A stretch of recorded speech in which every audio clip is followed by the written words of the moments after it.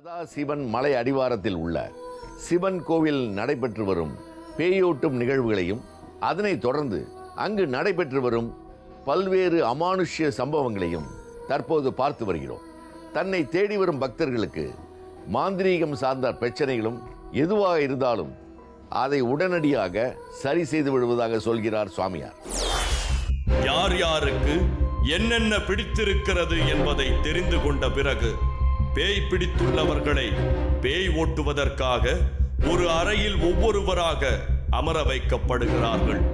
அப்படி அமர வைக்கப்பட்ட ஒரு பெண்ணுக்கு முகத்தின் முன் ஊதுபத்தியை காட்டியவாறே ஓம் என்ற மந்திரத்தின் சப்தங்களை எழுப்புகிறார்கள். அதன் பிறகு எதிரில் அமர்ந்திருந்த பெண்ணின் அடிவயிற்றில் ஒரு பிரம்பை வைத்து தனது கையால் அழுத்தி பிடித்தபடி பேயை வெளியில் வரும்படி அழைக்கிறார் சாமியார்.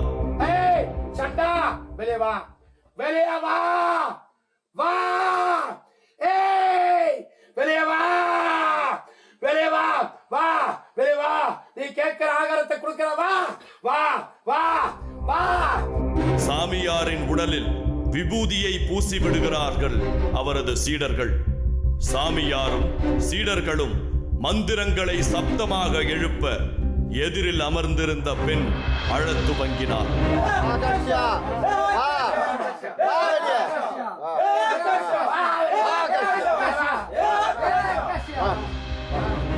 அந்த பெண்ணிடம் யார் நீ என்று சாமியார் கேட்க அந்த பெண் கையை அகலமாக விரித்து அழத் துவங்கினார்.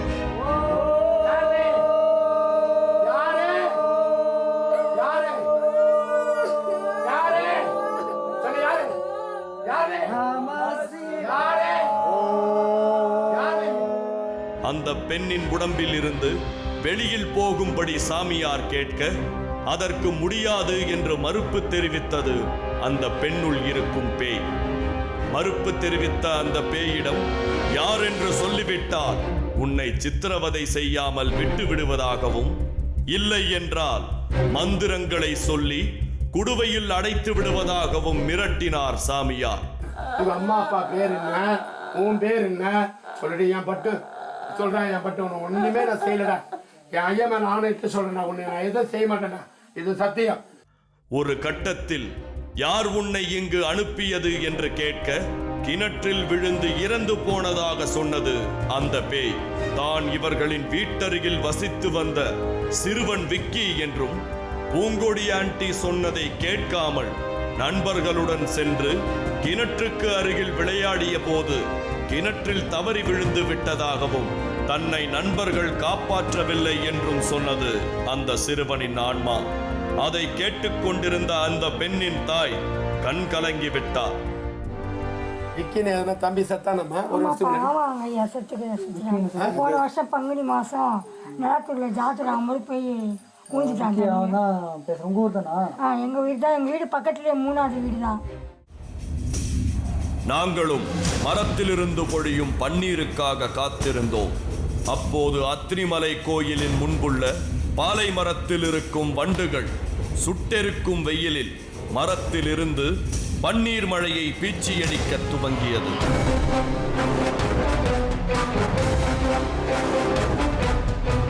அதை பார்த்த பக்தர்கள் தங்கள் மீது விழும் பன்னீரை கையில் நுகர்ந்து பார்க்கிறார்கள்.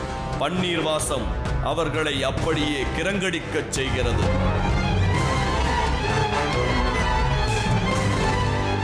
மேலிருந்து பன்னீர் பொழிகிறது.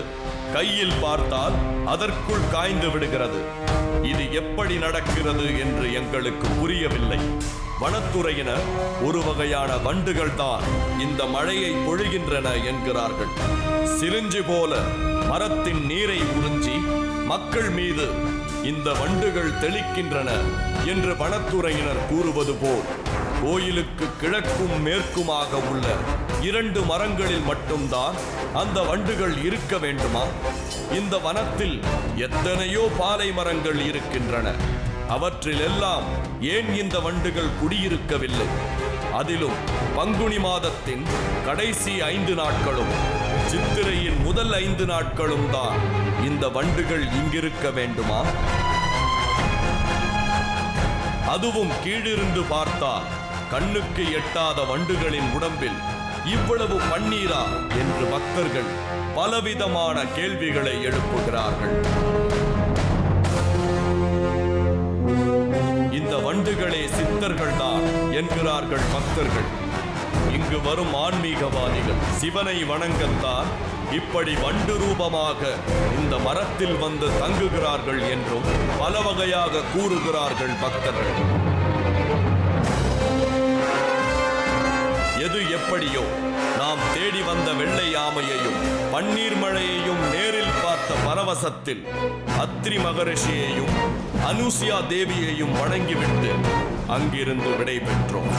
பக்தர்கள் அனைவரும் ஆவலுடன் எதிர்பார்த்து காத்திருந்த பன்னீர் மழை பொழியும் அதிசய காட்சிகளை நமது குழு வெற்றிகரமாக படம் பிடித்துள்ளது.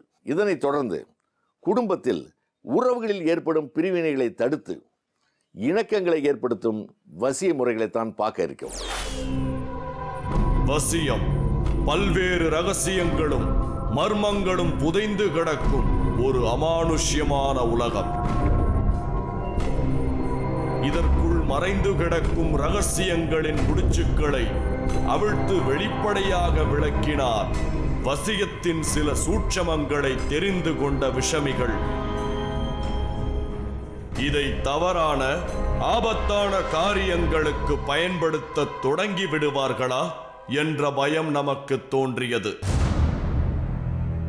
நாம் கேள்விப்படாத மூலிகைகள், நாம் இதுவரை பார்த்திராத உயிரினங்கள், மருந்திற்கு உருகொடுக்கும் சக்தி வாய்ந்த மந்திரங்கள், சித்தர்களின் சக்தியினால் கிடைக்கும் தகவல்கள் என்று ஒன்றோடு ஒன்று பிணைந்து கிடக்கும் இந்த வசிய உலகத்தை கேள்விப்பட்ட அறிவையும் பார்த்த காட்சிகளையும் வைத்து சாதாரணமாக யாராலும் உருவாக்கிவிட முடியாது என்பதை உறுதி செய்து கொண்ட பின்பு ரகசியங்கள் புதைந்து கிடக்கும் வசியத்திற்குள் பயணமானோம்.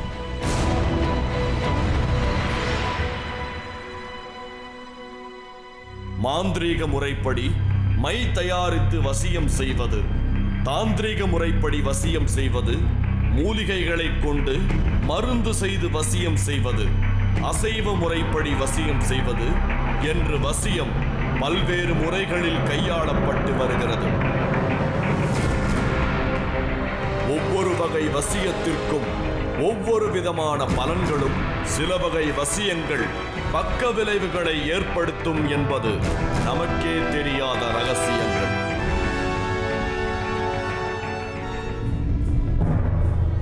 தேனி அருகேயுள்ள தர்மாபுரி என்ற கிராமத்தில் வசித்து வருகிறார் காளிதாஸ்.